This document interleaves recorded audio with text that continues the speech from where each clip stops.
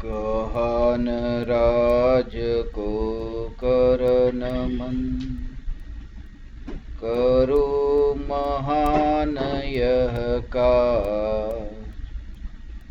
आत्मज्ञान की प्राप्ति है, मंगलमय सुख साज। मंगलमय सुख साज।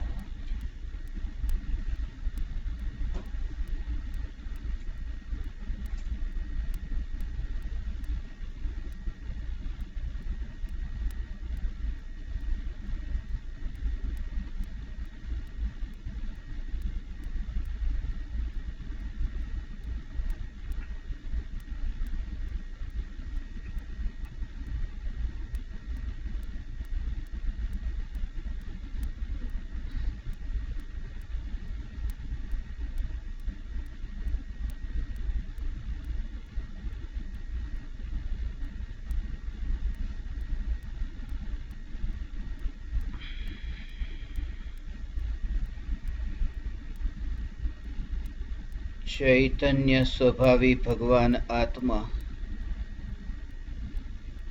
अनादि अनंत शुद्ध चैतन्य मात्र है, ज्ञान मात्र है। मैं शुद्ध चैतन्य मात्र, ज्ञान मात्र भगवान आत्मा हूँ। प्रति समय यह जागृति बनी रहे, इस जागृति का नाम धर्म है। देह की प्रत्येक क्रिया के काल में और विकल्पों के बहते प्रवाह के काल में ज्ञानी को निरंतर जागृति रहती है कि मैं चैतन्य तत्व इस देह की किसी भी क्रिया में और विकल्पों के बहते प्रवाह में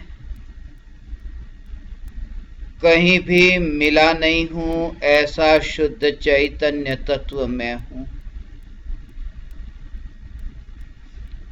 प्रति समय स्वयं की चैतन्य सत्ता का बोध,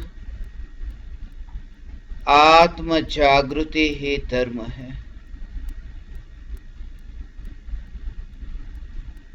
चैतन्य तत्व की जब निर्विकल्प स्वसंवेदन प्रत्यक्ष अनुभूति होती है,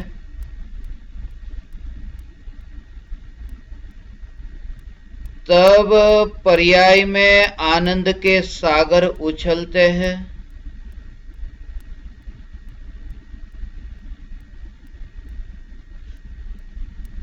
आनंद के सागर को जानने की रुचि नहीं है, फिर भी वह आनंद का सागर जानने में आ जाता है।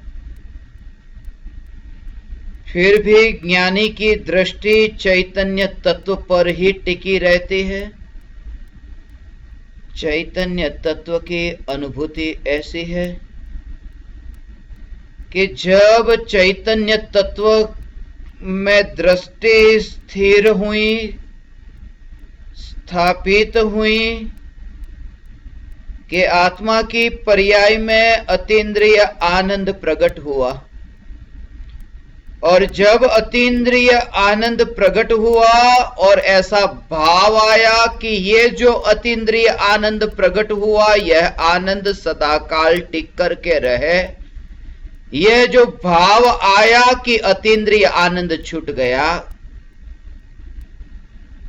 अतीन्द्रिय आनंद की ओर दृष्टि जाती है, तब भी अतीन्द्रिय आनंद छूट जाता है। चैतन्य तत्व ही जब दृष्टि में और ध्यान का ध्येय बना रहे, तब अतीन्द्रिय आनंद के सागर उछलते हैं। वह दशा ऐसी है कि जैसे ये अनंत परमाणुओं का पिंड, ऐसा यह देह। ये अनंत परमाणुओं के पिंड के साथ में रहते हुए भी चैतन्य तत्व न्यारा अनुभव में आता है। वह स्थिति ऐसी है जैसे देह होने पर देहातीत दशा प्रकट हुई। देह होने पर भी देहातीत दशा ही प्रकट नहीं होती, वह दशा ऐसी है। विकल्प होने पर भी विकल्पातीत दशा प्रकट होती है।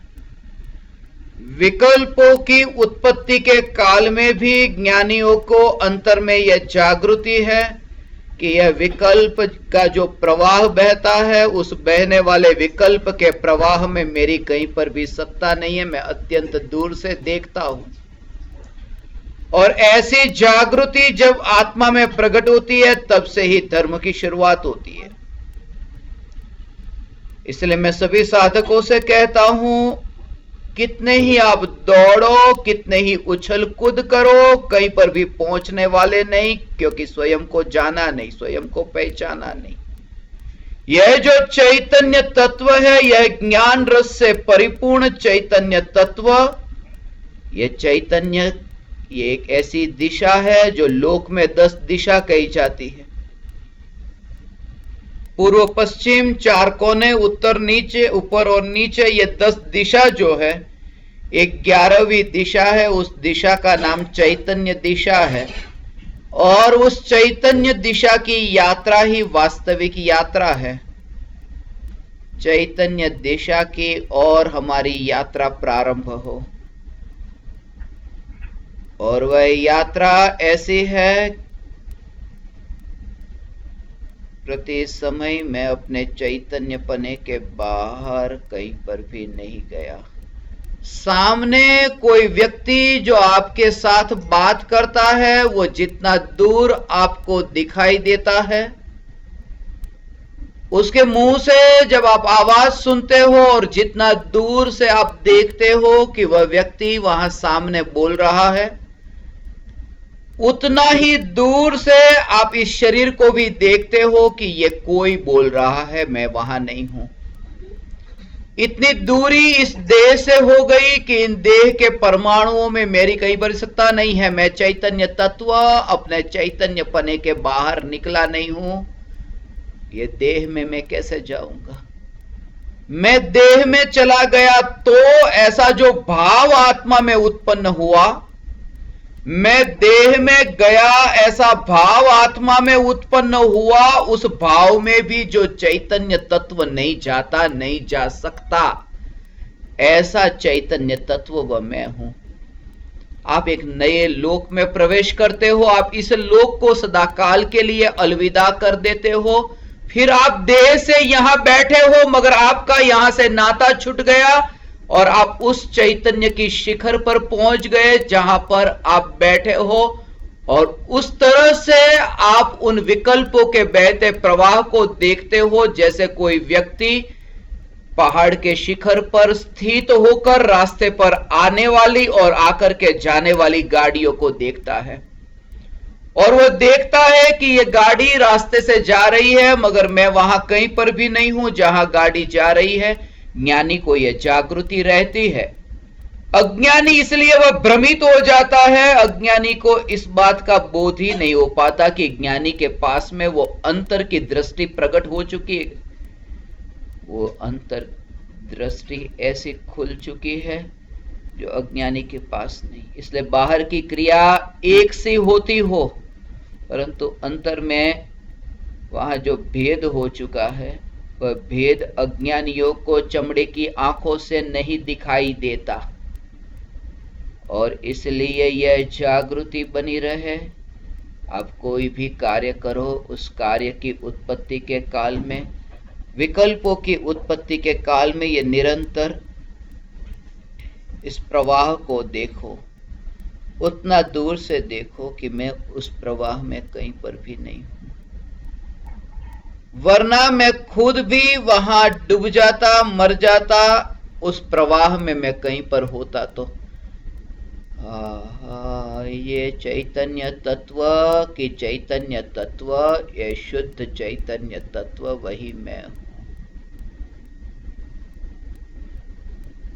दुनिया को क्या बताओगे कि यह अतीन्द्रिय आनंद क्या है?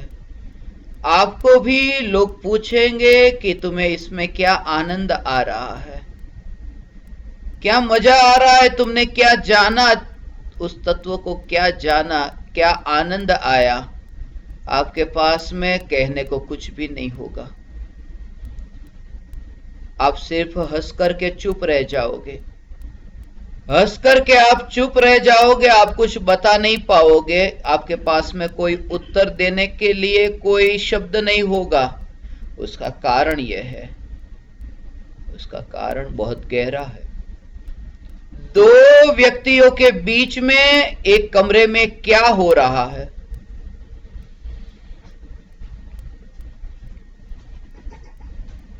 ये एक व्यक्ति और ये दूसरा व्यक्ति, और ये दो व्यक्तियों के बीच में कमरे में जो कुछ भी हुआ, किसी तीसरे व्यक्ति को पूछा कि बता कि इन दो व्यक्तियों के बीच में कमरे में क्या हुआ था, और वो व्यक्ति कहेगा, जो तीसरा व्यक्ति, कि मैंने देखा ही नहीं है, मैं वहां था ही नहीं, तो मैं बताऊं कैसे कि क्या हुआ था। जब पर्याय द्रव्य में अभेद होती है, द्रव्य में स्थिर होती है, लीन होती है, तब वाणी वहां होती ही नहीं है। निर्विकल्प अनुभूति के काल में वहां पर वाणी है ही नहीं, और जिस वाणी ने वहां जाकर देखा ही नहीं है कि वहां क्या हुआ, वह वाणी कैसे बताएगी कि अनुभूति क्या है? अनुभूति का आनंद वही जानता है जिसे अनुभव होता है, और आपको वह आनंद प्रकट हो सकता है क्योंकि आपको वह अनुभव ऐसे हो सकता है। मैं आपको इसके बारे में नहीं बताऊंगा कि अनुभव क्या है, मैं आपको इस बारे में अवश्य बताऊंगा कि आज तक अनुभव किन किन कारणों से नहीं हुआ है, कि आपको समझ में आएगा। भ्रमित जीव कहां हो जाता है, अपूर्व अवसर पाकर भी उस अवसर को व्यर्थ में कैसे गवा देता है। अधर्म में भी कहां कहां धर्म बुद्धि स्थापित हो जाती है। विकल्पों के प्रवाह में कहां कहां जीव अपने स्वरूप की सत्ता मान लेता है। इसलिए यह अभी से ये अभ्यास प्रारंभ हो भगवान, ये अभ्यास अभी से प्रारंभ हो। मिट जाओ यहां से। मिट जाने का अर्थ यह है कि जो भी नाम से दुनिया आपको जानती है, जो भी नाम से दुनिया आपको जानती है, मिटो उस पर ये जागृति कि मैं उनमें कहीं पर भी नहीं हूं। चैतन्य न्यारा न्यारा न्यारा न्यारा जानने में आता है, और वो प्रवाह कहीं दूर है। छना हुआ जो पानी है, उस पानी में अनछने पानी की एक बूंद भी यदि गिर जाए तो वो पूरा पानी जो है वो सब अनछना हो गया। एक बूंद के गिरने से वो सारा पानी अनछना पानी हो गया। उसके लिए उतना और अनछना पानी अंदर मिलाने की जरूरत नहीं। 1 किलो खीर है, उस खीर में जहर की एक बूंद डाली, अब वो खीर जहरीली हो गई। खीर जहरीली नहीं हुई, वो 1 किलो जहर है। वो खीर नहीं है, वो 1 किलो जहर है। ये जागृति रहे।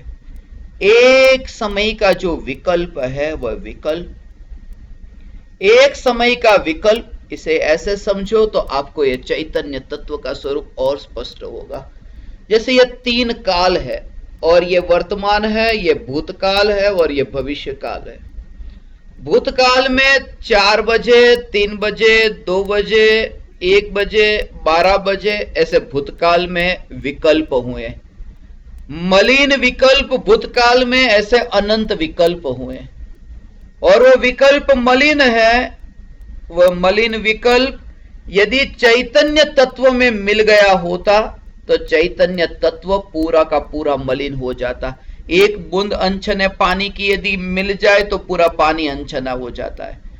एक विकल्प जो जड़ विकल्प है, वो जड़ विकल्प अनादिकाल से अनंत हुए हैं। और अनंत जड़ विकल्प में से एक विकल्प भी चैतन्य तत्व में मिल जाता, शुद्धात्मा में मिल जाता, तो शुद्धात्मा स्वयं जड़ हो जाता, और जड़ हो जाता तो ये जो अभी वर्तमान में जीवंत पना है वो किसका है? वो जीवंत पना है वो किसका है? वही मैं हूं। अर्थात भूतकाल में एक बार भी एक विकल्प भी उस चैतन्य तत्व में मिला नहीं है, वो चैतन्य तत्व में हूं। अत्यंत दूर से उस विकल्प को जानता है, ज्ञानी भी जानता है। अज्ञानी उन विकल्पों को अपना स्वरूप मानता है, इसलिए वो अज्ञानी है। वास्तव में अज्ञानी के लिए भी वे विकल्प उतने ही दूर के हैं। मैं वहां कहीं पर भी नहीं हूं। ये जागृति, इस जागृति का नाम धर्म है।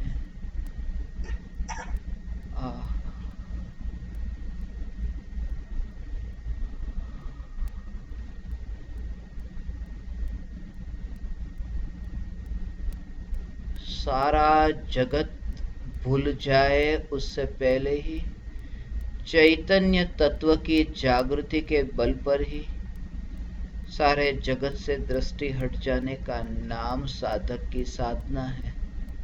इसी का नाम धर्म है, इसी का नाम धर्म है। ज्ञान रस से परिपूर्ण में चैतन्य तत्व, जब ये देह की क्रिया बोलने की होती है तब उस क्रिया को करने वाला वो नहीं रहा, क्रिया हो रही है उसका वह साक्षी है।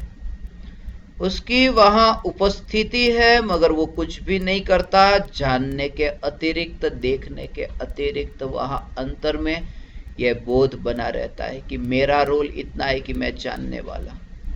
बहुत से लोग ये शिकायत करते हैं कि कर्म के उदय ऐसे है, कर्म के उदय वैसे है, मैं क्या करूं? तुम्हारी रुचि अभी चैतन्य तत्व में जगी नहीं। तुम्हारे जो प्रश्न है वो प्रश्न से ही हमें ये पता चलता है तुम्हारी रुचि कहाँ है। पूज्य गुरुदेव श्री कांजी स्वामी को किसी ने प्रश्न पूछा था कि आप कहते हो कि प्रत्येक पर्याय क्रमबद्ध है, जो घटना जिस समय जैसी होनी है ऐसी ही होती है, उसे कोई पलट नहीं सकता। तो राग का जो विकार है वह भी जब होना होगा, तो हम पुरुषार्थ क्या करें? राग जब होना होगा तब होगा, आप बताओ पुरुषार्थ क्या करें? मैं सदा ही साधकों से पूज्य गुरुदेव श्री की बात कहता हूं। गुरुदेव श्री कहते थे कि तुम्हें जो प्रश्न हुआ कि राग होगा तो हम क्या करें, क्रमबद्ध पर्याय में राग होना होगा तो होगा, हम क्या करें? गुरुदेव श्री कहते थे कि तुम्हें जो प्रश्न हुआ है उस प्रश्न से ही तुम्हारी रुचि का पता चलता है। तुम्हें राग की रुचि है इसलिए तुम्हारा प्रश्न राग से संबंधित है।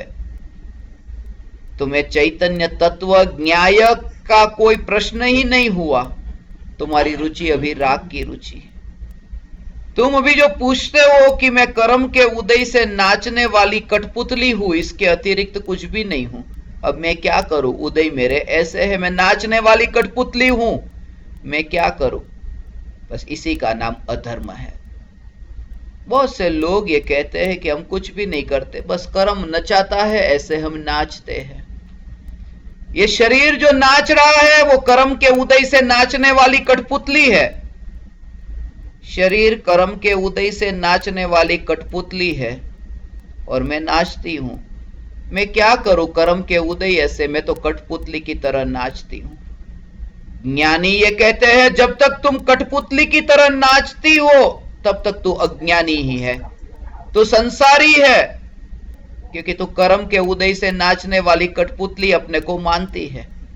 ज्ञानी को यह जागृति है कि यह कर्म के उदय से नाचने वाली कठपुतली है, वो नाच रही, वो बात सत्य है, मगर मैं कठपुतली नहीं हूं, ये कठपुतली कोई और है और कठपुतली स्टेज पर है और मैं कुर्सी पर उस कठपुतली को भी देखने वाला, जानने वाला चैतन्य तत्व हूं। वो भेद पड़ गया। ऐसा भेद कि मैं वहां कठपुतली में कहीं पर भी नहीं हूं। इसलिए शरीर, जब रोटी बनाते हो तब मैं क्या करूं, रोटी बनानी पड़ रही है, कर्म के उदय से रोटी बनानी पड़ रही है। नहीं, ये रोटी बन रही है, वो कठपुतली नाच रही है, रोटी बना रही है, मगर मैं वहां कहीं पर भी नहीं हूं, क्योंकि मेरा चैतन्य बना वहां कहीं पर भी मिला नहीं है। ये जागृति ही धर्म है।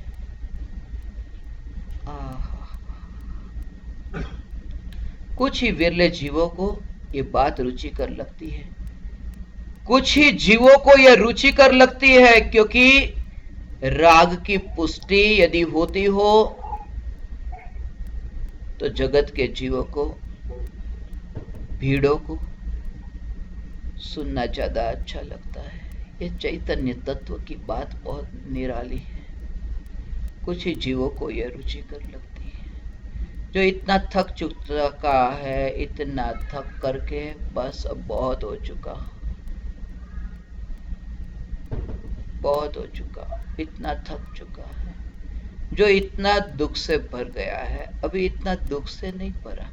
अभी बाहर की अनुकूलता जो है, वो बाहर की अनुकूलता, वो अनुकूलता में कहीं ना कहीं छुपा मजा लिया है, छुपा आनंद लिया है, और उस छुपे आनंद को भी एक धर्म का स्वरूप मान लिया है। इसलिए मैं सदा ही साधकों से ये कहता हूं, जागृति प्रति समय यह रहे, इस जागृति का नाम ही धर्म है।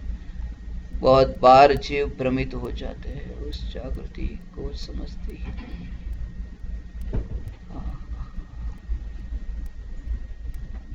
इस देह से इतनी दूरी कि जब भोजन लिया और भोजन मुंह में डाला और चबा रहे हो, मैं सदा ही साधकों से कहता हूं, जैसे चक्की है, उसमें दो पत्थर है, ऊपर का पत्थर और नीचे का पत्थर, और उस चक्की के ऊपर के पत्थर और नीचे के पत्थर के बीच में गेहूं के जो दाने हैं, उस दाने को हम वहां पर पीसते हैं, वो आटा हो जाता है। ये दांत जो ऊपर के, मैं उसे ऊपर का पत्थर कहता हूं, नीचे के दांत वो नीचे का पत्थर कहता हूं, उसके बीच में रोटी आई है। रोटी को चबाते समय यह जागृति की एक ये चक्की चल रही है, ये दो पत्थर की बनी ये चक्की चल रही है, और जहां चक्की है वहां मैं नहीं हूं, मैं चक्की से दूर रहता हुआ उस चलती हुई चक्की को जानता हूं, देखता हूं, मगर मैं चक्की में कहीं पर भी नहीं हूं। यदि मैं चक्की में वहां पर होता तो मैं खुद मर जाता, मैं नष्ट हो जाता, मैं बैर बिखेर हो जाता, मगर मैं टिक करके रहता हूं, उसको देखता हूं। तब इसका मतलब यह कि मैं चक्की से अत्यंत दूर हूं। ये बोध, इस बोध का नाम, इस जागृति का नाम ही धर्म है। जब तुम नाच करके, उछल करके, कूद करके तुम इतने थक जाओ, दुख से भर जाओ, तब तुम इस यात्रा में आ पाओगे। उससे पहले तुम्हारा इस यात्रा की ओर आना बहुत कठिन है, और तब तुम पछताओगे भी कि भूतकाल में बहुत समय था इस स्वरूप की अंतर में डुबकी लगाने। उसको तुम पहचान नहीं पाए, वो व्यर्थ में ही समय गया। रोओगे, इतने तड़पोगे। वो मृत्यु की घड़ी है, उस घड़ी के समय तुम बहुत तड़पोगे। अवसर था, मगर उछल कर कूद कर उसमें ही धर्म मान करके रखा मैंने, और गवा दिया जिस समय को परम कृपालु देव ने अनंत चक्रवर्ती की संपदाओं से भी अधिक मूल्यवान कहा। एक चक्रवर्ती नहीं, अनंत चक्रवर्तियों की संपदा से अधिक मूल्यवान ऐसा मनुष्य जीवन का एक समय जो कहा। पूरा जीवन ही मैंने व्यर्थ में बिता दिया। अभी अवसर है आपके पास, जागो। जागने का नाम धर्म है, जागने का नाम धर्म है। भागने वाला भी संसार में भटकता है और भोगने वाला भी संसार में भटकता है। भोगने वाला नरकादि में संसार में भटकता है, भागने वाला स्वर्गादि में संसार में भटकता है। जागने वाला मुक्ति की ओर यात्रा करता है। प्रति समय जागो और स्वच्छंदी होकर के अपने कषायों को पुष्ट मत करो। तुम कहीं फिसल जाओगे, तुम्हें पता ही नहीं चलेगा। धर्म के नाम पर इतना अधर्म फैलेगा कि तुम्हें पता ही नहीं चलेगा कि मैं कहां पर फिसल रहा हूं। और सदगुरु तुम्हें ये बताएंगे कि तुम जागो, अभी तुम्हारे पास अवसर है, अभी कुछ भी नहीं बिगड़ा है, अभी जागृति जागृति ही धर्म है। इसलिए मैं परम कृपालु देव की इस दशा को देखता हूं। ये दशा अत्यंत निराली दशा है, न्यारी दशा है। हे चैतन्य परमात्मा, बस इतना थका हुआ होना बहुत जरूरी है, थका हुआ होना जरूरी है। इतना दुख से भर जाना बहुत जरूरी है, क्योंकि दुख से जो भर जाता है वो एकांत में चला जाता है, और सुख से भरता है तो आता है भीड़ में, मगर वो कुछ काल के लिए आता है। दुख से भरता है वो एकांत में चल जाता है, ऐसा कमरा बंद कर देता है। जब आप इतने दुखी होते हो कमरा बंद कर देते हो अंदर से, और कोई दरवाजा खटखटाए तो आप कहते हो don't talk to me, don't disturb me, just leave me alone, I don't want to talk anyone. आप कितने गुस्से में कहते हो बस मुझे अकेला छोड़ दो, क्योंकि दुख से इतने भर गए हो। दुख से जो इतना भर जाता है वो एकांत में चला जाता है, अकेला। और सुख से जब आप इतने भरे होते हो तब आप पार्टी मनाते हो, आप मित्रों को, संबंधियों को, रिश्तेदारों को बुलाते हो और कहते हो पधारना, हमारे यहां पार्टी है। सुख से जो भर जाता है वो भीड़ में आता है, दुख से भर जाता है वो एकांत में जाता है। और इसलिए आपको एकांत में जाना हो तो सबसे पहले दुख से भर जाना बहुत जरूरी है, तब आप एकांत में कहता हूं बाद में, एकांत में जाओगे और एकांत में जाकर के आप सत्य का अनुभव करोगे। जो सत्य का अनुभव हुआ वो अनुभव बहुत न्यारा है, वो अनुभव बहुत न्यारा है। जब आप एकांत में जाओगे तब आनंद को ऐसे भोगोगे, फिर बाहर आओगे, फिर आप कुछ कहोगे, कुछ लिखोगे, उसमें क्या कहोगे और क्या लिखोगे, वही कहोगे, वही लिखोगे जो अंतर में अनुभव में आया। इसके अलावा आपको कुछ पता नहीं। भीड़ में आओगे मगर भीड़ के पास में आकर के भी आपके मुंह से वही निकलेगा। समुद्र की गहराई में जाकर के जिसने शांत समुद्र को देखा है वो समुद्र के ऊपर आएगा, वो तरंगों पर एक बार आएगा और लोगों को मिलेगा, तो मिलेगा तब वो वही बात कहेगा कि मैंने शांत समुद्र का जो अनुभव किया वो क्या था। वो वही कहेगा। अंदर जाकर के बाहर आने के वाले के पास बाहर की कोई बात ही नहीं है। जिसने जाना और उसने पाया। इसलिए यह चैतन्य तत्व एक बार इतना थक जाना बहुत जरूरी है। मैं थक गया, भोगों के पीछे भागता हुआ मैं थक गया इतना क्रिया में ही धर्म मान करके रखा। इतना थका नहीं कि बहुत हो गया। विकल्प से न्यारा ऐसा चैतन्य तत्व जिस अनुभूति तक पहुंच नहीं पाया। इसलिए मैं कहता हूं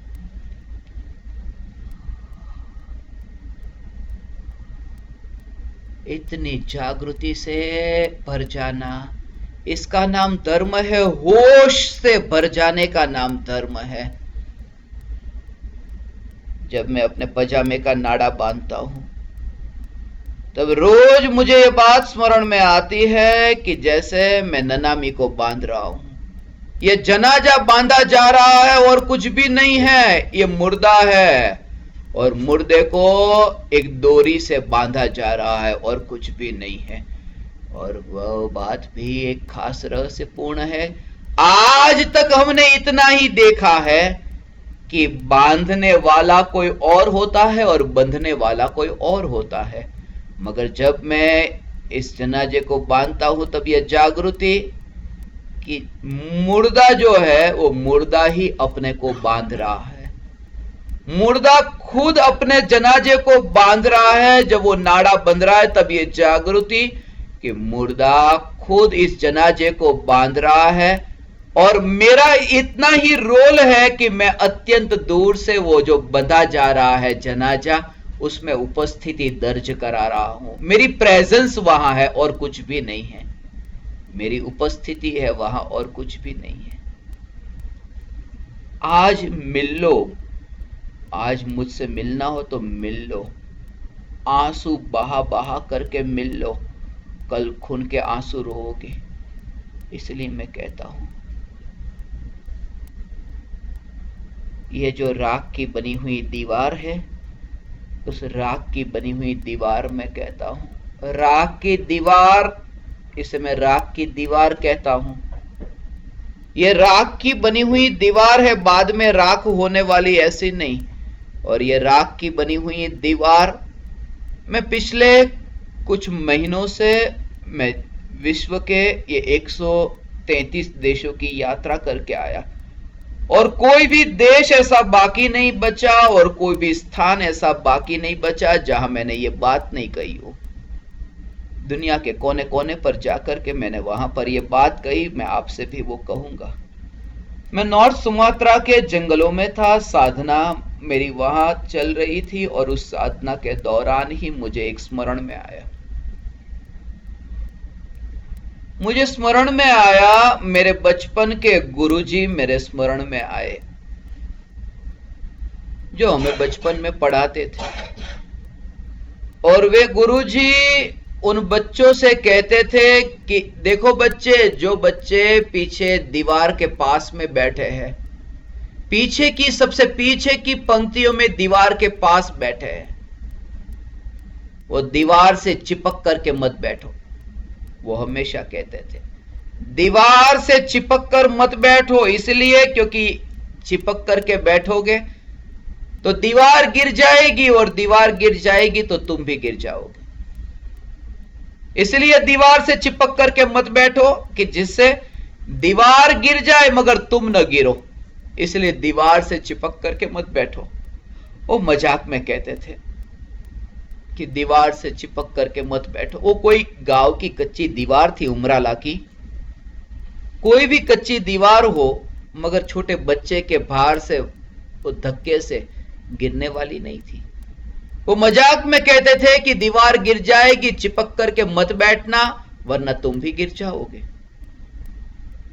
तब से मैं सभी साधकों को यह बात कहता हूं, यह जो राख की बनी हुई दीवार है, यह राख की बनी हुई दीवार से चिपक करके मत बैठना।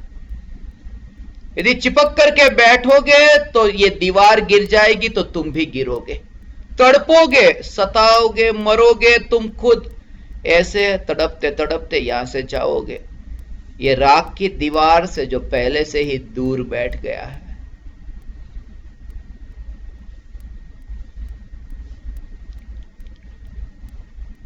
ऐसी दीवार, ये जो राख की दीवार है जो पहले से ही दीवार से दूर बैठ गया है, और वो इतना दूर बैठ गया है राख की बनी हुई दीवार से हैं। 2-3 परम कृपालु देव बहुत गहरी बात कहते हैं। कितना दूर बैठ गया है राख की दीवार से। वो कहते हैं कि वो जो स्कूल की जो दीवार थी ना, वो दीवार कच्ची थी, वो तो गिरने वाली नहीं थी, मगर ये जो दीवार है वो 20 साल, 25 साल, 50 साल में गिरने ही वाली है, गिरने ही वाली है।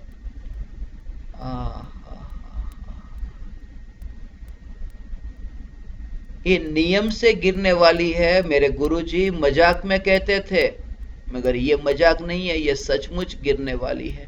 पहले से ही वो इतना दूर बैठा है, और दूर बैठने का अर्थ यही है कि चैतन्य, ये जो ज्ञान है, जहां अनुभव होता है, ये ठंडा, ये गर्म, ऐसा जहां अनुभव होता है, ऐसा जो चैतन्य, उस चैतन्य के सत्ता के बाहर मैं कहीं नहीं हूं।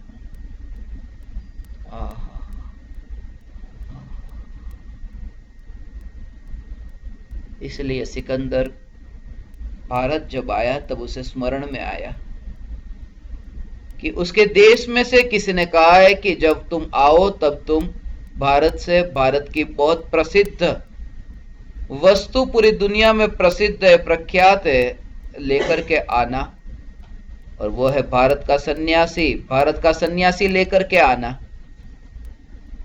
सिकंदर ने सन्यासी को कहा, एक सन्यासी मिल गया कि चलो आप मेरे साथ में। वो नहीं आए।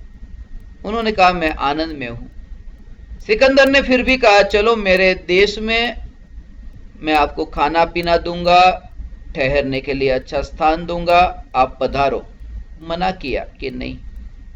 बहुत बार फकीर को समझाया, उस सन्यासी को समझाया, मगर वो माने ही नहीं। सिकंदर ने फिर जिद पकड़ ली कि आपको आना पड़ेगा, आपको आना पड़ेगा, आप सुनते हो कि नहीं मेरी बात? उस सन्यासी ने कहा जब से खुद का सुनना प्रारंभ किया है दूसरों का सुनना बंद कर दिया है। अब मैं किसी की नहीं सुनता, वो नाद मुझे सुनाई दे रहा है।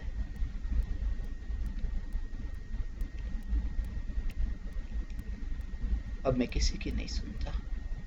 सर सिकंदर कहता है आना पड़ेगा। फिर तलवार निकाली, ये तलवार देखी,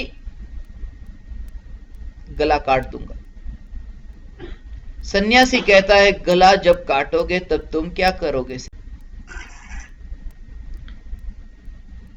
एक दिशा से दूसरी दिशा की ओर ऐसे करवट बदली, पड़खू फर्या, मगर वो जागृति है कि मैं चैतन्य तत्व, मैंने अपने चैतन्य स्वरूप को छोड़कर राग के विकल्प में करवट नहीं बदली है। यह जागृति, राग के विकल्प में करवट नहीं बदली, मैं अपने चैतन्य पने में ही स्थित हूं, चैतन्य पने में ही मैं स्थित हूं, मैंने अपने राग के विकल्प में करवट नहीं बदली।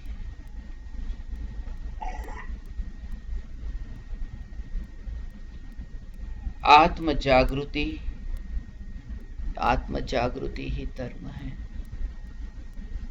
कौन सी क्रिया आप करते हैं यह महत्वपूर्ण नहीं है, क्रिया के काल में जागृति है या नहीं है यह महत्वपूर्ण है।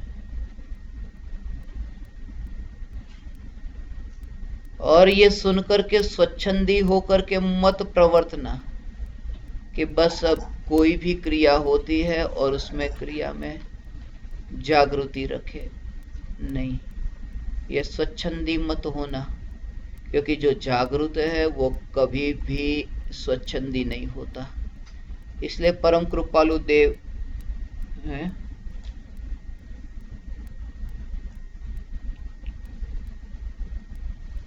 की जो ये दशा है, इस दशा से आपको कहीं भी ऐसा लगता है कि परम कृपालु देव की इस दशा को आप देखो, हाथ जोड़ते हो, नमस्कार करते हो, वंदन करते हो, मगर उस समय जागृति कितनी है? ज्ञानियों को जागृति है, हाथ जोड़ते हैं और मस्तक जब झुकता है तब भी जागृति है, तब भी ऐसी जागृति है कि ये झुकने वाला है, वो झुकने वाला मैं नहीं हूं। देह झुक रहा है तब भी ये जागृति है कि झुकने वाला मैं नहीं हूं। कोई पुतला नीचे झुका तो भले झुका, और देह जब झुकता है तब झुकने का भाव भी आता है कि ये भाव आया कि ये झुकू, ये झुकू, ऐसा जो भाव आया वो भाव, वो राग का भाव है। ये मैं नहीं झुका, वो झुकने वाला राग है।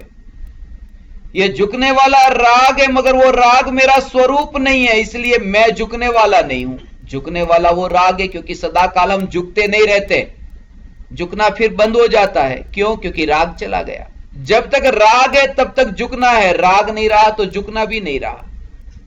जब तक राग है तब तक झुकना है, राग नहीं रहा तो झुकना भी नहीं रहा। ज्ञानी को यह जागृति है कि मैं झुकने वाला नहीं हूं, यह झुकने की जो क्रिया हो रही है उसे जानने वाला हूं। झुकने का जो भाव आया है उस भाव को भी जानने वाला हूं।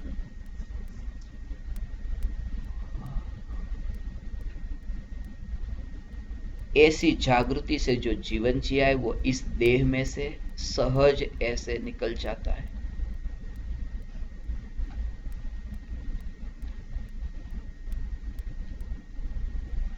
तो ज्ञान के साथ यात्रा करते हुए ऐसे निकलता है।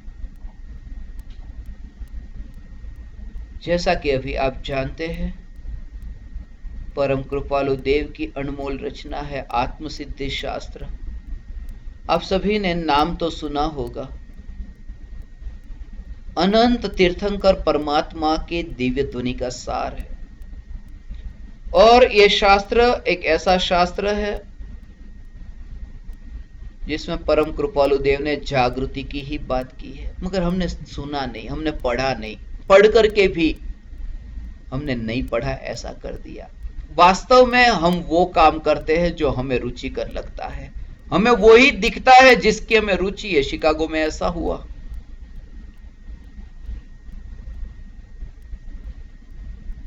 एक आदमी किसी बूढ़ी महिला को टक्कर लगा करके गाड़ी से भागा। पीछे किसी ने देख लिया कि वो टक्कर लगा करके भागा है, उसने पीछे अपनी गाड़ी चालू की और गया उस आदमी के पीछे जो भागा। उस आदमी के पीछे जाकर के 15-17 माइल दूर जाकर के उसने उस आदमी को रोका और मारा, पीटा, बाहर निकल, इतना मारा, लहूलुहान कर दिया। दो संभावना थी वहां। दो संभावना थी कि ये बूढ़ी औरत को वो अस्पताल ले जाए, और दूसरी भी यह संभावना थी कि वो उसे मारने के लिए पीछे जाए। मगर इसे क्या विचार आया कि मैं मारने के लिए जाऊं? उसने ऐसा क्यों किया? हमारे सामने विकल्प बहुत होते हैं, ऑप्शंस हमारे सामने बहुत होते हैं, हम उन्हें चुनते हैं जो हमारे अंदर यहां पड़ा हुआ है। और इसलिए ज्ञानियों के नाम पर हमें नाचना, गाना, उछलना ये सब अच्छा लगता है, क्योंकि हमें वो काम करना अच्छा लगता है जो हमारे यहां पड़ा रहता है, और वही वृत्ति हमारे अंदर से उठती है जो हमारे यहां पड़ी है। बहाना बना देते हैं ज्ञानियों का। सौधर महेंद्र अपने जीवन में एक बार नाचता है, ऐसे नाचता है जब तीर्थंकर का जन्म कल्याणक यहां होता है, और उनका हमने दृष्टांत लिया कि वो नाचता है इसलिए मैं नाचता हूं। मगर वो क्षायिक सम्यक दृष्टि है, तू औपशमिक सम्यक दृष्टि तो हो जा। ज्ञानियों का दृष्टांत लेकर के तू स्वच्छंदी होकर के मत प्रवर्त, बहुत तड़पेगा। आज मीठा लगेगा ये राग तुझे, मेरे वचन, तेरी देह जब छूटेगी तब तुझे स्मरण में आएगा। अवसर था हाथ में और घर में कोई बताने के लिए आया था। कल तुम्हें यह अवसर नहीं मिलेगा, कल ऐसा अवसर नहीं मिलेगा। इसलिए हे चैतन्य परमात्मा, अंतर में धर्म यहां है। कृपालु देव ने महावीर भगवान की भक्ति की थी, मगर एक तस्वीर मुझे दिखाओ, कृपालु देव कितने नाचे थे, कितने उछले थे, कितने कूदे थे।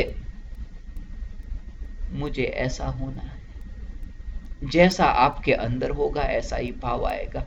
पूज्य गुरुदेव श्री कितनी बार नाचे, तुम उसे पसंद करते हो, और ये शुरुआत में अच्छा है। शुरुआत इसकी बहुत अच्छी है, अंत बहुत खतरनाक है। दुनिया में ऐसा हुआ है, शुरुआत बहुत अच्छी होती है, अंत बहुत खतरनाक होता है। क्यों? शुरुआत में अच्छा लगता है, संभोग से मैं आपको समाधि की ओर ले जाऊंगा, लोग आते हैं, बैठते हैं, सुनते हैं, भीड़ इकट्ठी हो जाती है। मगर पाप का घड़ा फिर सदा तो ऐसा रहता नहीं, वो फिर छलक जाता है, फिर वो खतरनाक रूप लेता है। इसलिए तुम अभी से जागो, चेतो बस। क्योंकि अनादि काल की तुम्हारी जो वृत्ति है, वृत्ति पुष्ट होती है। तुम्हें अच्छा लगेगा कि मजा आया, ऐसा धर्म तो कि संभोग भी करने को मिला और समाधि भी मिल गई, ये अच्छा लगेगा। मगर पाओगे कि अरे व्यर्थ में ही समय गवा दिया जीवन का, सत्य तो पाना था, वो वंचित रह गया। इसलिए परम कृपालु देव की ये जो दशा है, पूज्य गुरुदेव श्री की दशा है, जिन्होंने हमें ये जो सत्य का परिचय कराया। आत्मसिद्धि शास्त्र में वहां लिखा है, आपने पढ़ा नहीं, कोटि वर्षનું स्वप्न પણ जागृत થતા समय। जागो जागो जागो, कृपालु देव ने कहा है जागो। हमें नींद में रहने में मजा आता है। सच तो यह है कि कोई जगाने वाला आता है तो भी हम यही यही इंतजाम करते हैं कि इसे कैसे भगाए। जब आपको बहुत नींद आती है और कोई जगाने वाला आ जाए तो आपके लिए वो शत्रु हो जाता है। आप चाहते हो यह आदमी ठीक नहीं, इसे यहां से अलग कर देना चाहिए, इसे दूर रखना, आपके पास से इसे दूर रखना, और आप इसके पास में मत जाना, ये बहुत खतरनाक है, क्योंकि ये जगाने आया है। जगाने वाला सोने वाले लोगों के लिए शत्रु बन जाता है। लोक में मानवता का संदेश लेकर के जाने वाले जीसस को भी हमने क्या किया? सूली पर चढ़ा दिया। वो मानवता की दो बात करने आए थे, मगर लोगों को लगा कि नहीं, यह आदमी हमें जगा देगा। हमने क्या किया? ये किया, सुकरात को जहर पिला दिया। वो मानवता की अच्छी दो बात कहने आए थे, मगर उसको भी जहर पिला दिया। हम नहीं बर्दाश्त कर पाए उसे, हम नहीं कर पाए। मंसूर के हाथ पैर काट दिए। पंडित टोडरमल जी को हाथी के पैर के नीचे कुचला दिया। हम नहीं बर्दाश्त कर पाते, क्योंकि हमें लगता है यह आदमी कोई अलग लोक का है, यहां आ गया है, यह गड़बड़ पैदा कर सकता है। इससे पहले कि यह गड़बड़ी करे, उसे इस दुनिया से विदा कर दो, जिससे हम शांति से सो सके। आप जागो, अवसर आया है।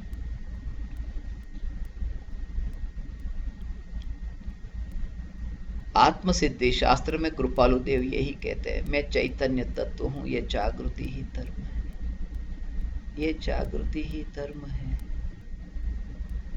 यह शास्त्र में कहने के लिए नहीं कहता कि अनंत तीर्थंकर की दिव्य ध्वनि का सार है।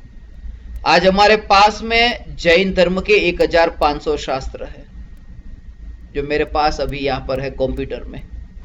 1500 शास्त्र की पीडीएफ फाइल भी है, 1500 शास्त्र। और इसके बारे में मैंने बहुत से स्थानों पर भारत में और दुनिया के अनेक देशों में ऐसे प्रयोग किए। 1500 शास्त्र मैं आपको दूं और उन शास्त्र में से आप शास्त्र को पढ़ो। कोई भी शास्त्र आपको रुचिकर लगे, कोई भी शास्त्र, कोई भी वाक्य, कोई भी शास्त्र का कोई भी वाक्य लेकर के आप मेरे पास आओ, मैं आपको बताऊंगा कि वो वाक्य जो आप लेकर के आए वो आत्मसिद्धि शास्त्र में कहां लिखा है। और इसके बारे में 300 जितने प्रयोग तो गुजरात में भी अलग अलग जगह पर, धर्मपुर में, राजकोट में, वडवा में, अहमदाबाद में, अलग अलग जहां जहां पर भी इस शास्त्र पर शिविर हुई है, वहां हमने प्रयोग किए। आप लेकर के आओ। ये जो आत्मसिद्धि शास्त्र है, जिसके मिशन पर अभी मैं हूं, 133 देशों की यात्रा पूरी हुई और अभी तक ये एक ऐसा पहला शास्त्र है कि जो 168 भाषाओं में 168 लैंग्वेजेस में ऑलरेडी ट्रांसलेशन हो चुका है। और मेरी भावना है कि मैं इस पृथ्वी से विदा लूं उससे पहले 415 भाषाओं में अनुवाद हो जाए। बस ये परम कृपालु देव की वाणी यहाँ पृथ्वी पर कोने कोने पर पहुंचे और ऐसे ऐसे लोगों तक ये वाणी पहुंचे, फिर विदा ले लो। इसलिए मैं सभी साधकों से कहता हूं, मृत्यु के बाद जब आप किसी की तस्वीर आप सामने यहाँ रखते हो, उसमें आप लिखते हो जन्म की तारीख और मृत्यु की तारीख, ऐसा लिखते हो। मृत्यु नहीं लिखते, स्वर्गवास लिखते। मीठे शब्द का प्रयोग करते, अच्छे शब्द का प्रयोग करते। जन्म की तारीख और स्वर्गवास। नीच पहले जन्म की तारीख लिखी और स्वर्गवास, जन्म और मरण, ये दोनों की तारीख लिख दी। मैं भी साधकों से कहता हूं, आप भी लिखना। मेरे विदा होने के बाद में अवश्य ये काम करना, यही काम आप करना। यदि मेरी फोटो रखो तो उसमें जन्म की तारीख जरूर लिखना, तारीख जरूर लिखना, और मृत्यु की तारीख भी जरूर लिखना। तारीख जरूर लिखना, तारीख दोनों लिखना, जन्म की तारीख भी लिखना और मृत्यु की तारीख भी लिखना, मगर जन्म की और मृत्यु की ये मत लिखना। तारीख लिखना और यह लिखना कि इसका जन्म हुआ ही नहीं है, और यह लिखना कि इसका मरण भी हुआ नहीं है। ये जो तारीख लिखी है उस तारीख से लेकर के इस तारीख तक वो यहां की मुलाकात लेकर के गया।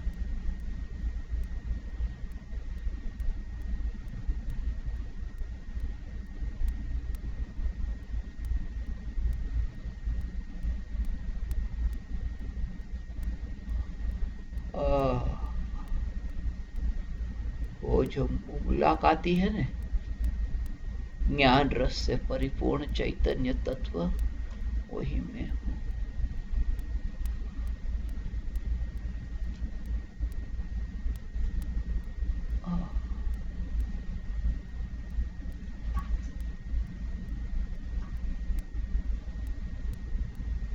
ऐसा है, मैं किसी का गुरु नहीं हूं, मैं किसी का भी गुरु नहीं हूं।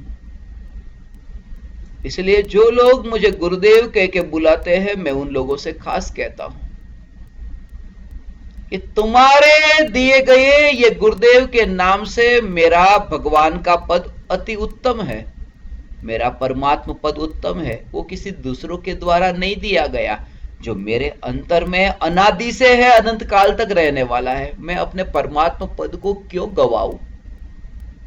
गुरुदेव का पद देने वाले कल नहीं रहेंगे, ये पृथ्वी छोड़ करके वो चले जाएंगे, तो ये पद भी चला जाएगा। जो दूसरों के द्वारा दिया गया पद है, वो दूसरों के चले जाते ही वो पद भी चला जाता है। देने वाला नहीं रहा तो दी गई वो वस्तु कहां रहेगी? इसलिए ये जागृति रहे कि वो भी नहीं रहा तो ये पद कहां? मेरा परमात्मा पद अति उत्तम है। आप भी ऐसे मिटो, मैं यहां कहीं पर भी नहीं हूं। मैं कहां हूं? बस मैं अपने परमात्मा पद में स्थित हूं। और जब आप चाहोगे ने, ऐसा जब अनुभव होगा भगवान, ऐसा अनुभव होगा है, चैतन्य तत्व की अनुभूति होते ही देहातीत हो गया। आप यहां से उठ करके जाओ ने, सबसे मैं कह देता हूं, 50 लोग आए हो तो 100 जाना, और 500 आए हो तो 1000 जाना। बाहर जाओ तब ऐसे जाना। 50 आए तो 100 जाते हैं, बाहर जाते हैं, तब वो बस सफल हो गया। अपने पड़ोसी को लेकर के वो बाहर जा रहा है, वो अकेला नहीं जा रहा। अकेला तो वो चैतन्य और ये देह उसका पड़ोसी, ये भेद करके यहां से बाहर जा रहा है। 2 भेद हो गया। अभी आए तब मैं जा रहा हूं, मैं जा रहा हूं। अब वापिस लौटे तब मैं चैतन्य तत्व और ये पड़ोसी साथ में यात्रा कर रहा है, मगर 2 हो गए, 1 न रहा। बस धर्म हो गया, साधना सफल हो गई। बहुत धन्य भागी हो भगवान आप। आपको यह चैतन्य की चर्चा रुचिकर लगी, बहुत दुर्लभ है, नहीं तो आप जागे हो।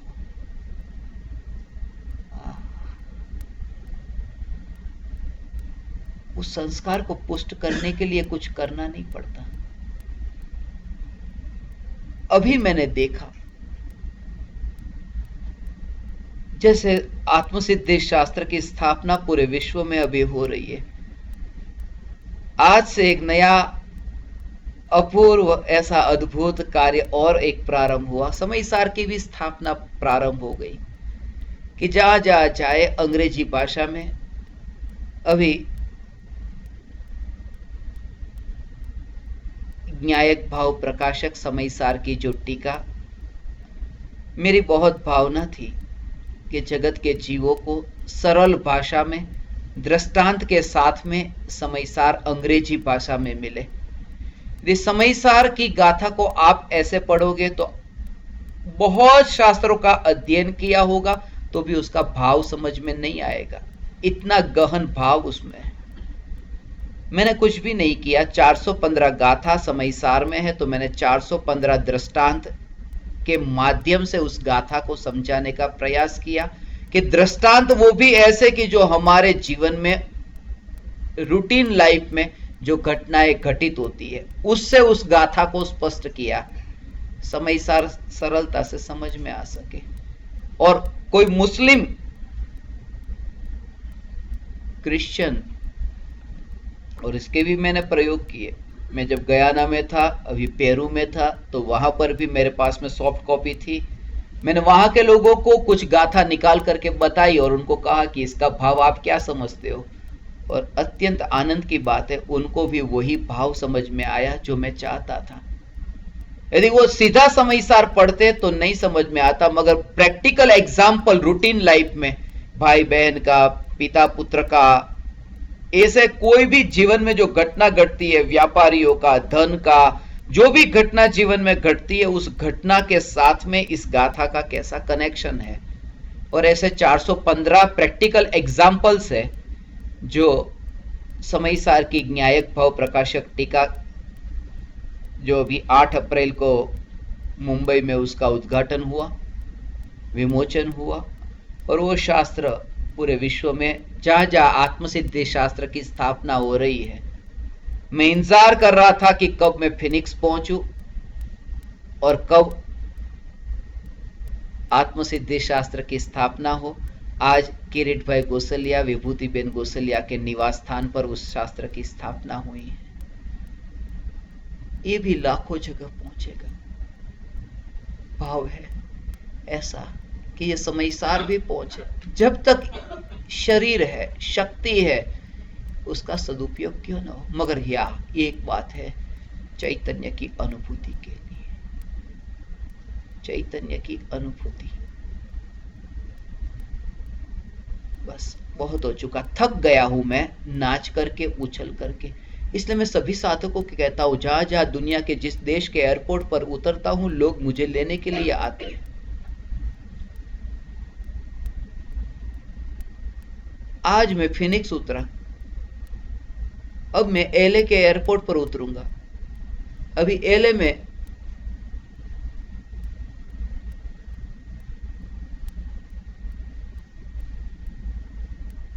वहां पर कंपटीशन प्रैक्टिस चल रही है। एलए में जो लोग मुझे लेने के लिए आएंगे, वो प्रैक्टिस चल रही है कि कैसे नाचेंगे। और फिनिक्स वालों का दूसरा नंबर, एलए वालों का पहला नंबर।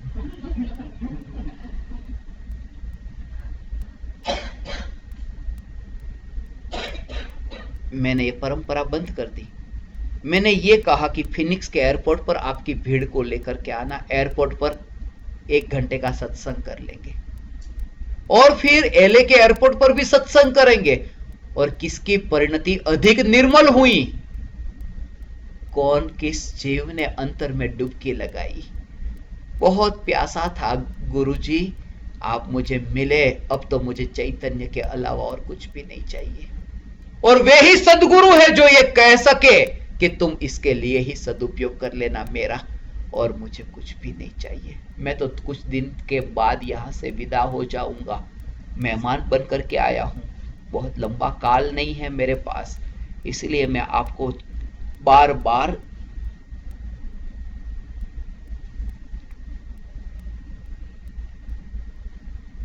फिर तुम्हें पता चलेगा, फिर ये यादें रह जाएगी कि बस बहुत हो चुका। वो तुम्हें अच्छा लगेगा, बार बार कहता हूं, तुम्हें अच्छा लगेगा, तुम्हें अच्छा लगेगा। मगर कब तक वो करते रहोगे। अभी समयसार की स्थापना हुई, स्थापना होने के बाद में शोभना बेन थे, मुकेश भाई एलए से पधारे, उनकी भी स्थापना साथ में ही थी। ये 4 जीव के लिए समयसार मैं पूरे अमेरिका में लेकर के घूमा था, वे भी वहां पर थे। किसी ने गाना शुरू कर दिया, सिमंदर मुख थी फुलडा करे एनी कुंद कुंद। ये गाना चालू होते ही पैर ऊंचे नीचे होने लगे, और वो जो पैर की जो वो जो थनगना ऑटोमेटिक, किसी को सिखानी नहीं पड़ी। वो भौ भौ भौ का जो अभ्यास है ना, बस उसे पुष्ट करने के लिए कुछ और मिल गया।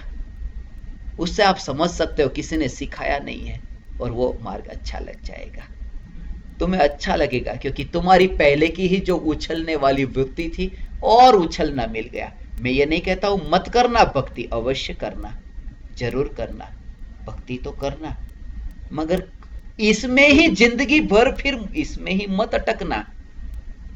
फिर अंतर की यात्रा भी प्रारंभ हो।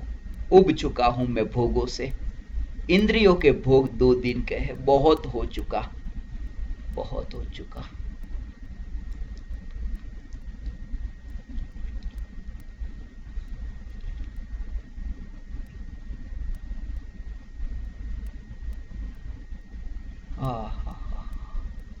नहीं हुआ है न, एक ही नहीं हुआ है, स्वरूप की साधना नहीं हो पाई है भगवान, यही एक अधूरा रह गया। और कुछ ही विरले जीव होंगे,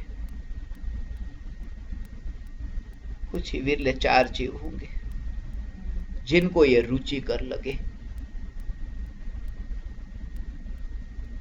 बहुत एक ही एक भोजन बार बार कर लिया होने, फिर बस बहुत हो चुका,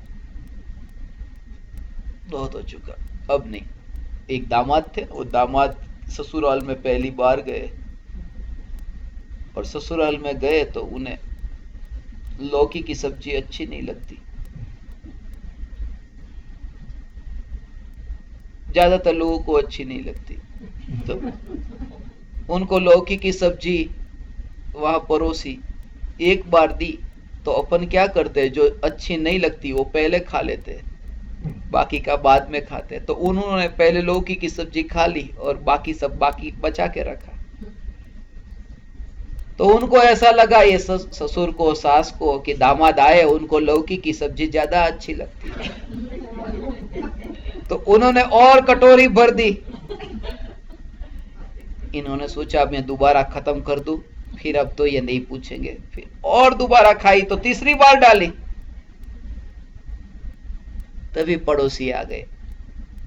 पड़ोसी ने आकर के पूछा, दामाद जी अच्छे हो ने, ठीक हो, पहली मुलाकात हुई है, आपके कितने भाई है? उन्होंने कहा वैसे तो 4 है, एक बार और लौकी की सब्जी डाली 3 रहेंगे।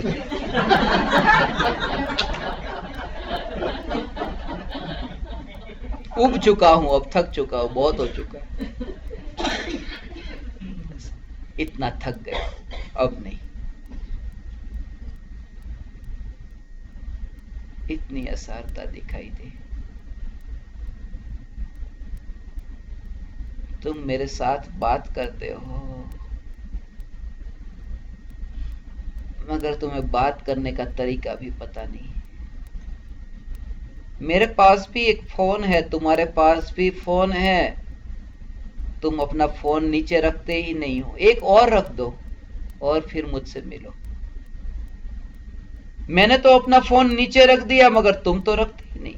हम कहते हैं ये व्यक्ति बराबर नहीं, ठीक नहीं, उसे बात करने का तरीका पता नहीं है।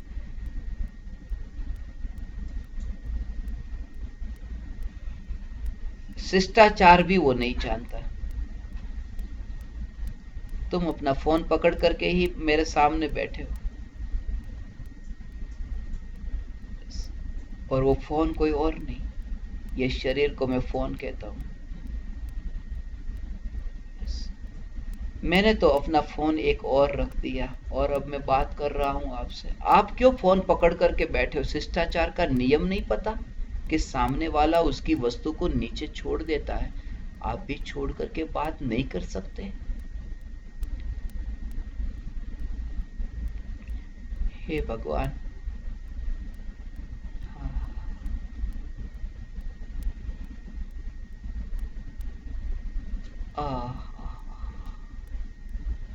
ये ग्रंथादि राज समय सार है, जिसकी स्थापना आज से प्रारंभ हुई।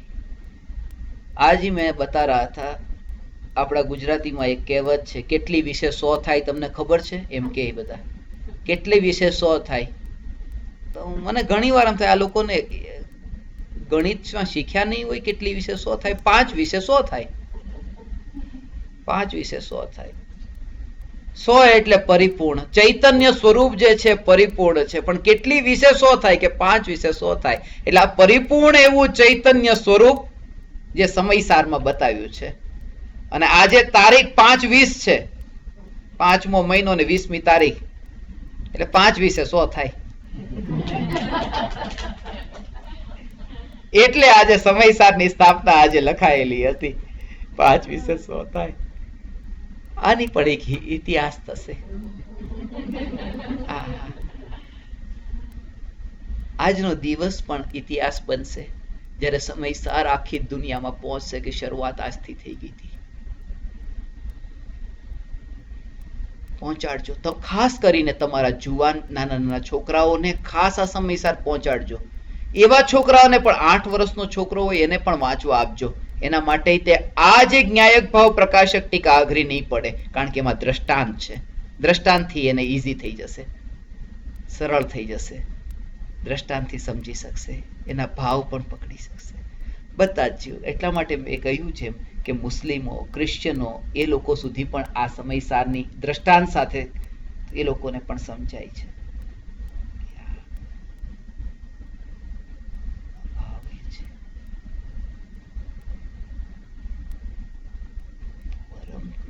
દેવ આત્મસિદ્ધિ શાસ્ત્રમાં 142 ગાથા જે લખે છે, સમયસારમાં 415 ગાથા છે. એટલા માટે જ આ મિશન જે પ્રારંભ થયું હતું એ આનું 142 ને 415 નું કનેક્શન હતું.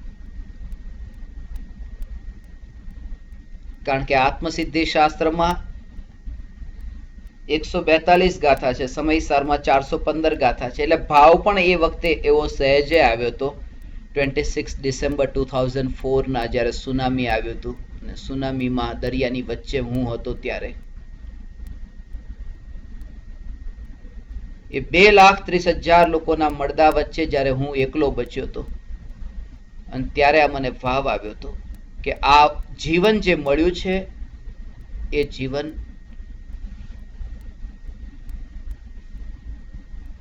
પરમ કૃપાળુ દેવની આ રચના આત્મસિદ્ધિ શાસ્ત્ર 142 દેશમાં ને 415 ભાષામાં પહોંચે, પ્રાપ્ત થાય જગતના જીવોને. 415 ગાથા છે સમયસર. પ્રાકૃત ભાષા જે અત્યારે આપણને સમજાતી નથી, એટલા માટે ખાસ બધા સાધકોને કહું છું, ભાષાનો આગ્રહ છોડી દો. ભાષામાં કઈ નથી, ભાષા છે એમાં કઈ નથી, કારણ કે ભાષા એ માત્ર વિચારોની વાહક છે. મારા વિચારોને તમારા વિચારો સુધી પહોંચાડવા માટે આ ભાષા એક વ્હીકલનું કામ કરે છે, બીજું કઈ નથી, એક માધ્યમ છે.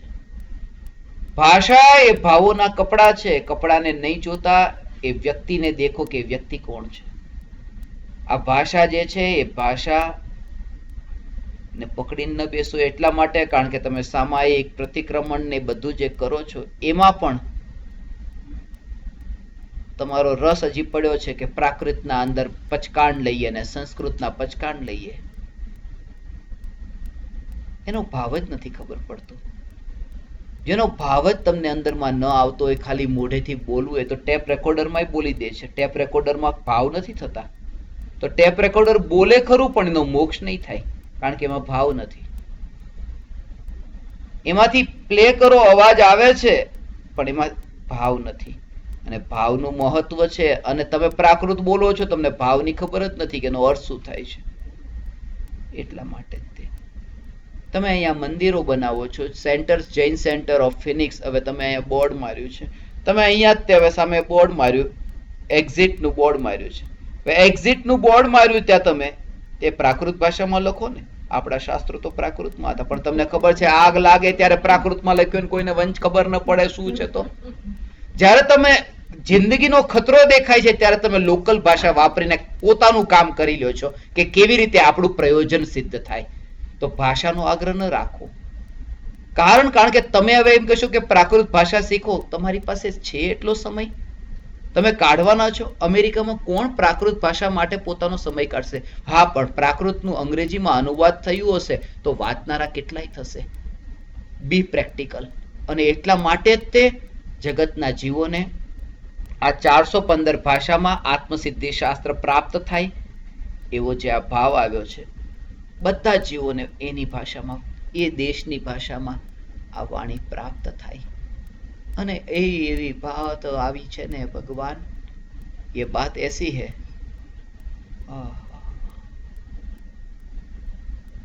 सिद्धपुर की यात्रा के लिए मैं निकला हूं और रास्ते से जब जाता हूं तब पेड़ पौधे, ये पत्ते,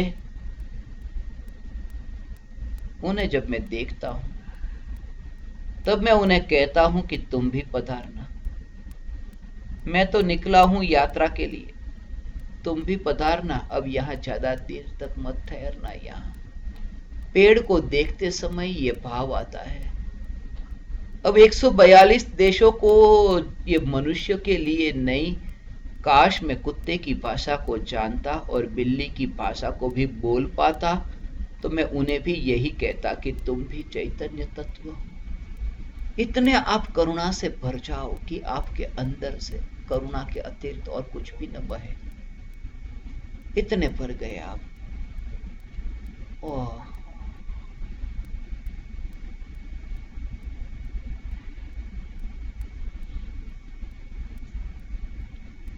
चैतन्य की जागृति के बल पर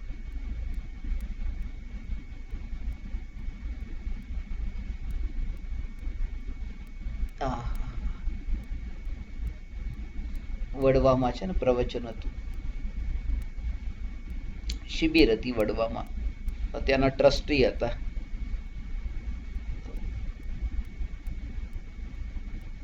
वो स्टेज पर बोलने के लिए खड़े हुए.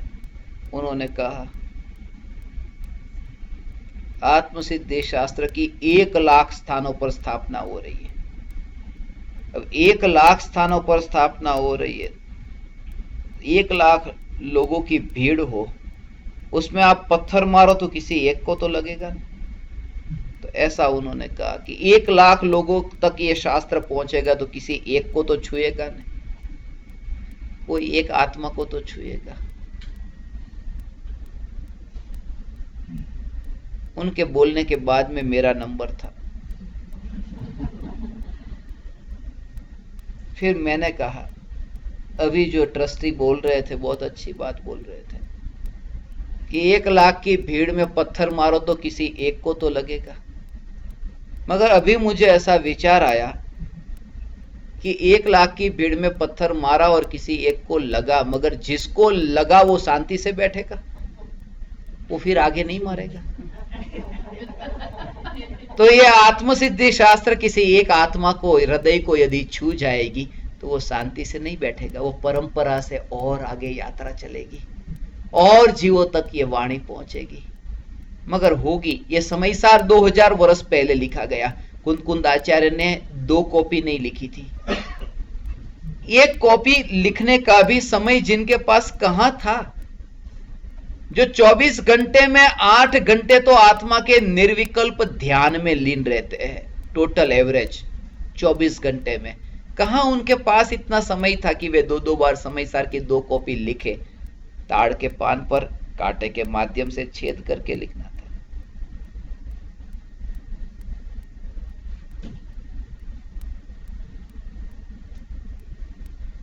एक कॉपी लिखी थी. मगर आज हमारे पास में ओरिजिनल जो समयसार में कुंदाचार्य ने लिखा था वो पहुंच गया. 1 कॉपी थी तो हमारे पास पहुंची. मैं सभी साधकों से कहता हूं, ये कृपालु देव की ये जो तस्वीर आप देखते हैं, ये तस्वीर जब फोटोग्राफर ने क्लिक की तब फोटोग्राफर ने सोचा भी नहीं होगा कि ये फोटो लाखों लोगों के घर में पहुंचेगी, मगर एक थी तो लाखों तक पहुंची. मेरी भी यही भावना है कि दुनिया के कोने कोने में ये आत्मसिद्धि शास्त्र पहुंचे और एक स्थान पर भी 1 कॉपी भी यदि बचे तो एक में से लाखों जगह पहुंच सकती है और पहुंच सकती है. ऐसे ही तो 18,500 वर्ष तक पंचम काल के अंत तक ये वितरागी भगवान का शासन यहाँ रहेगा. पंचम काल के अंत तक यहाँ ज्ञानी होंगे. इसलिए तो ये शास्त्र हमें जो प्राप्त हुआ है समयसार जब लिखा गया तब एक कॉपी लिखी गई थी, आज लाखों लोगों के घर पर समयसार पहुंचा है। इसलिए टेक्नोलॉजी का सदुपयोग करके, कंप्यूटर का सदुपयोग करके, विज्ञान का सदुपयोग करके, मैं किसी भी साधक को यह नहीं कहता कि तुम ये छोड़ो, ये छोड़ो, ये छोड़ो। मैं कहता हूं सदुपयोग करो। यदि ये कंप्यूटर चालू रख करके अभी विश्व में यदि 40 देशों में लोग अभी एक साथ में यदि सुनते हैं, देखते हैं, तो मैं इसे छोड़ने के लिए नहीं कहूंगा, सदुपयोग करो। पहले के जमाने में जो लिखा था समयसार, उस समयसार को लिखने में कितनी देर लगी थी, कितना समय लगा, और कितनी बार कांटे भी पीछे चुभे, वो ब्रेल लिपि की तरह ताड़ के पान पर कांटे के माध्यम से लिखते हैं। आज हमारे पास में इतनी सुविधा है।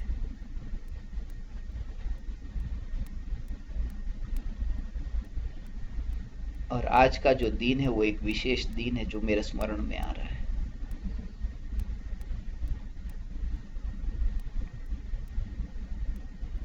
आत्मसिद्धि शास्त्र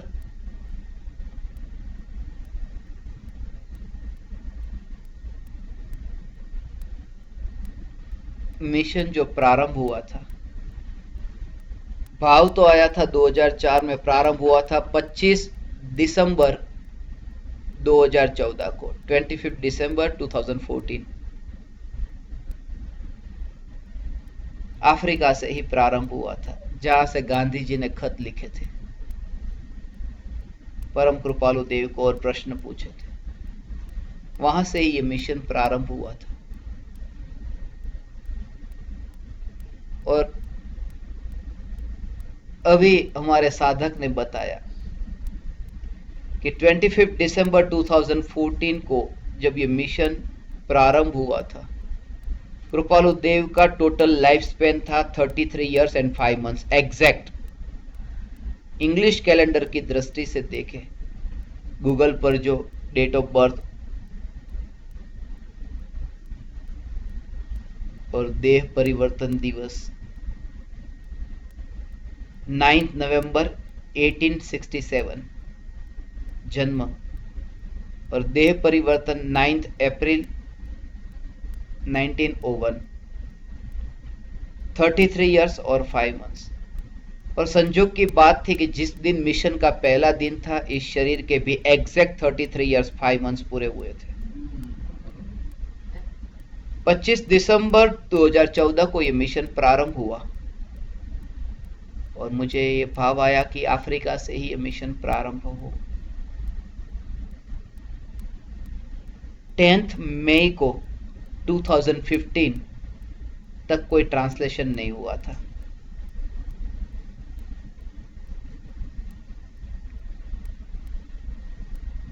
पुरानी आत्मसिद्धि शास्त्र की इंग्लिश वर्जन की एक कॉपी, सेल्फ रियलाइजेशन और डीप स्टडी, जो मेरे जीवन की सबसे पहली रचना थी,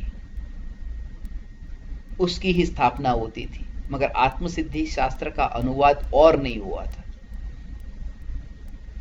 10 मई को मैं जापान जा रहा था, और जापान मुझे सिंगापुर होकर जाना था। मुंबई से सिंगापुर की टिकट थी, सिंगापुर से जापान की नहीं थी, वो वहां जाके लेनी थी। सोचा 1-2 दिन रहेंगे, बाद में देखेंगे। मगर मैं जब सिंगापुर उतरा तब मैंने 4 फ्लाइट देखी थी बांदाचे की कंटिन्यूस। बांदाचे माने सुनामी का सेंटर पॉइंट इंडोनेशिया का, जहां पर मैं था। मैंने सोचा अब मैं एयरपोर्ट से बाहर नहीं जाऊंगा, मैं साधना के लिए मैं निकल जाता हूं बांदाचे। कुदरत कहती है कि तुझे वहां जाना है। मैं वहां चला गया, और वहां जाकर के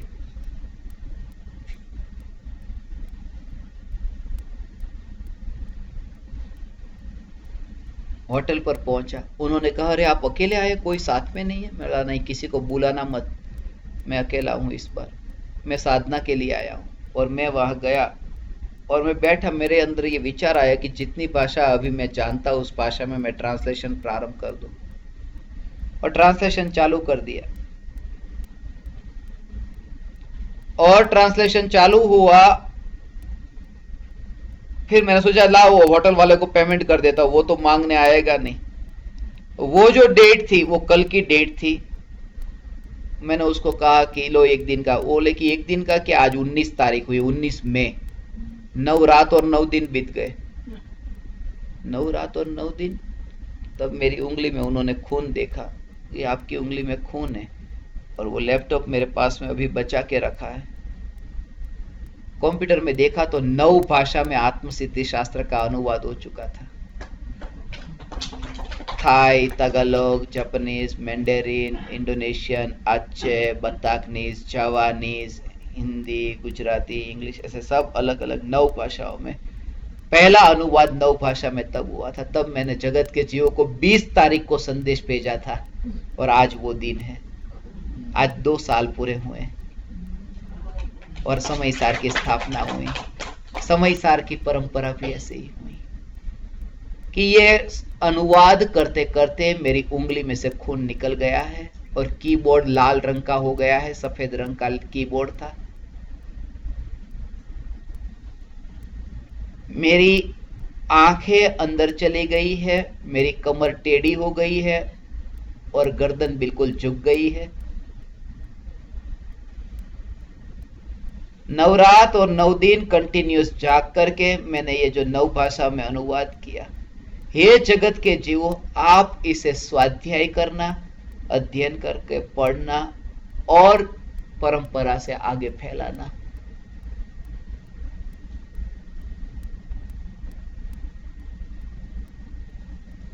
मैं आप परमात्माओं से भी यही कहता हूं।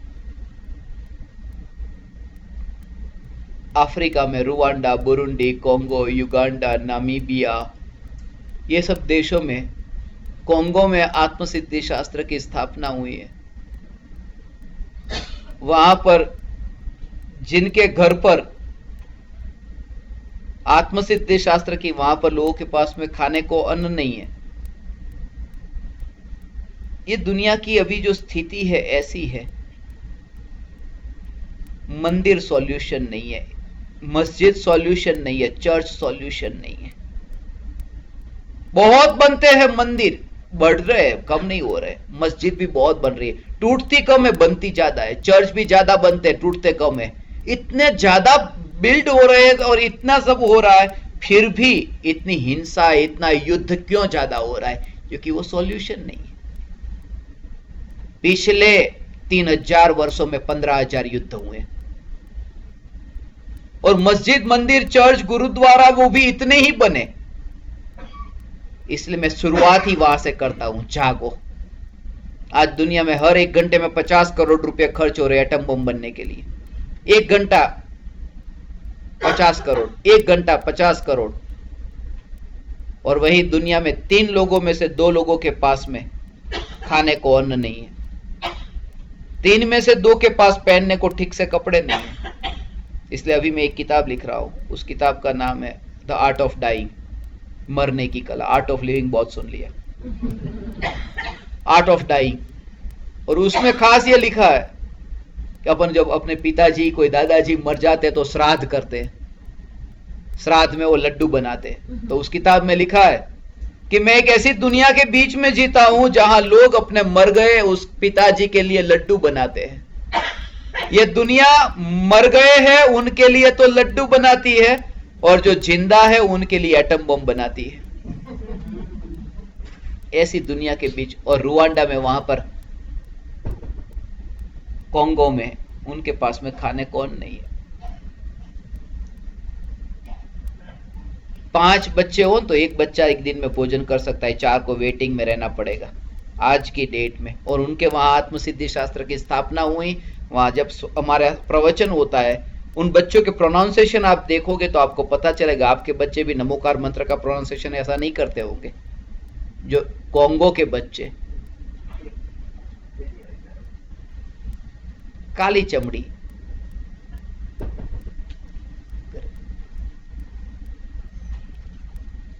उन अपने घर के ऊपर लिखा है, हम गरीब नहीं है, आत्मसिद्धि मिल गई। अपन लिखते हैं ना अपने घर के ऊपर, पहले लिखते थे ऐसे, सुस्वागतम, वेलकम, ऐसा सब लिखते थे, भले पधार्या। अब तो कुछ भी नहीं लिखते। वो लिखते हैं वो कुत्ते से सावधान, अब अलग कर दिया, बिहेवियर ऑफ द डॉग। वो एक जगह लिखा कुत्ते से सावधान, तो मैंने देखा अंदर कहा, मैंने कहा कुत्ता है, बोले नहीं कुत्ता नहीं है, मैं ही हूं। सिर्फ बोर्ड लगाने के लिए लगाया, अंदर कोई है ही नहीं। रुवांडा में उन्होंने लिखा हम गरीब नहीं, आत्मसिद्धि शास्त्र मिल गया।